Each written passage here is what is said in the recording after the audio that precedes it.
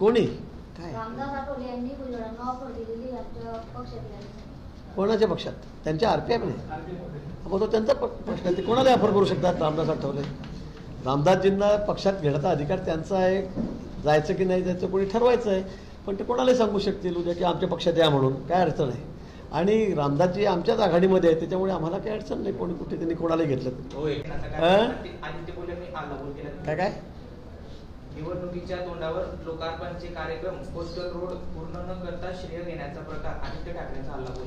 आता काय आदित्य ठाकरेबद्दल बोलायचं? त्यांची इतकी विचारांची परिस्थिती इतकी केविलवाणी आहे बापलेकांची की त्याच्याबद्दल न बोललेलं बरं.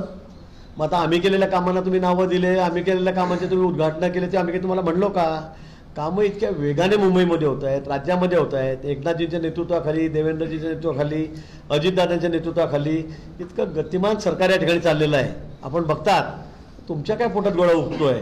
आता त्यांचा जीव मुंबईमध्ये अडकलेला आहे, तो पोपटासारखा आहे. ती महापालिका म्हणजे त्यांचा तो पोपट आहे.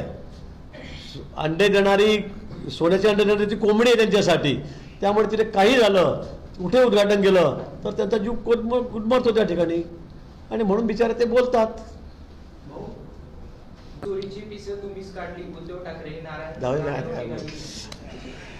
काय ते छाटून माटून लोक ते आता काय त्यांना होतं. कोंबडी चोरली, पग्घ चोरले.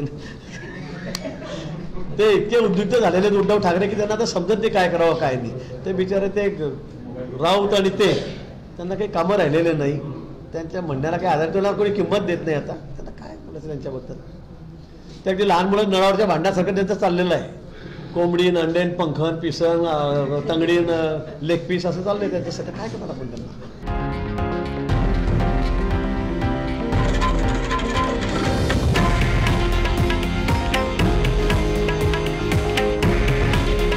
हे आहे देशातील नंबर 1 न्यूज नेटवर्क आणि आपण पाहत आहात TV9 मराठी. काळजी तुमची, हित महाराष्ट्राचं.